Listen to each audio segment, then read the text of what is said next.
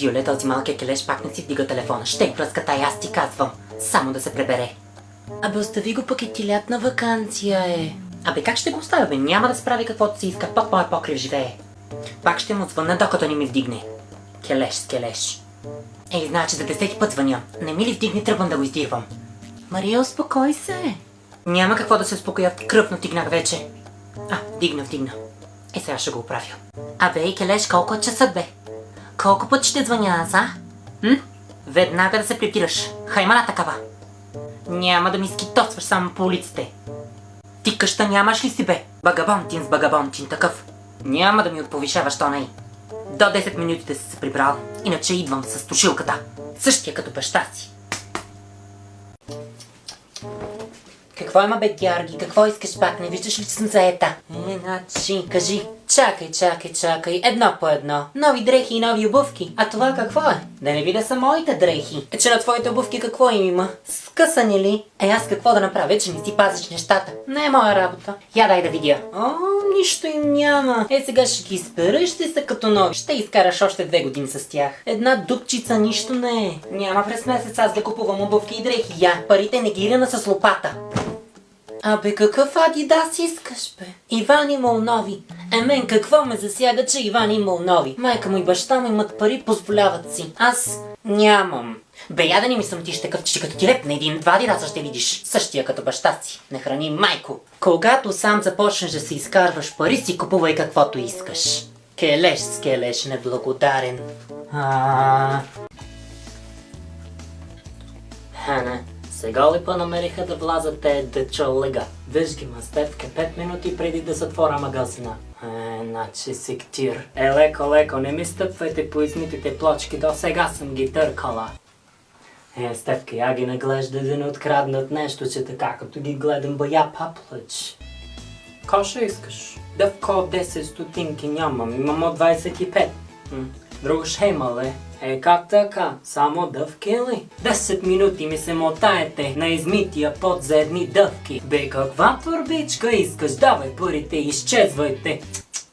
Леле, за едни дъвки ми влизат преди да затворя. Такива най-ги мразя, Стефке. Вари, затвори вратата, че да не ми влязат такива пак.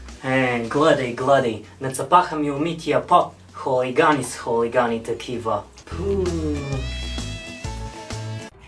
Така, ученици, стройте се, няма да ходя след вас да ви събирам като падар. Не карайте да викам тук пред чужденците. Не сме на баири, не ми плащат достатъчно, да тичам след вас. Който се загуби. Не е мой проблем. Аз си е напълно ваши, но вашите родители, че не са ви научили как да се държите. Така, по-тихо, че започвам да проверявам по списък. Няма да повтарям. Иван. Добре. Георги, спри да тичаш като ожилен от пчела, няма да се надвиквам. Анастасия, няма какво да я проверявам, много добре знам, че изобщо я няма. Така, Петя. Петенце е най-послушната и вземайте пример от нея. Говеда е такива. Право нямам думи. Бързо по двама за ръка, че тръгваме към зоологическата градина. При вас ще са себеподобни. Абе, Георги, кола ще те блъсне, бе, момче. Няма да влизам заради теб в затвора. Пред мен каза веднагически. Говедо. Здравейте на всички, в момента е 6 сутринта в Англия, английско време. Днес е интервюто ми с Здравей България за новите известни, затова реших да направя едно кратко влогче и да ви взема с мен, за да видите как протече, така че започваме.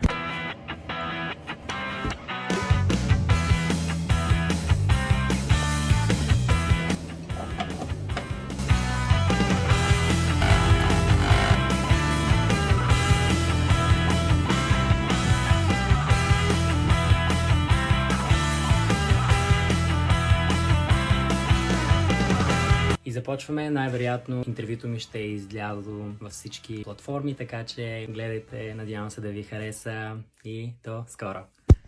Тази седмица ви срещаме с Милен Колев, той е артист по душа. Здравейте на всички, аз съм Милен Колев, по-известен в интернет пространството като учителката или майката на TikTok. И след малко отивам на Лейди Гага! Чакаме вече от няколко часа. Вече сме вътре. Чакаме в момента Гага да се появи. Малко ще мине тук пред мен. Може би сме чакали от 2 до 7. Нямам търпение.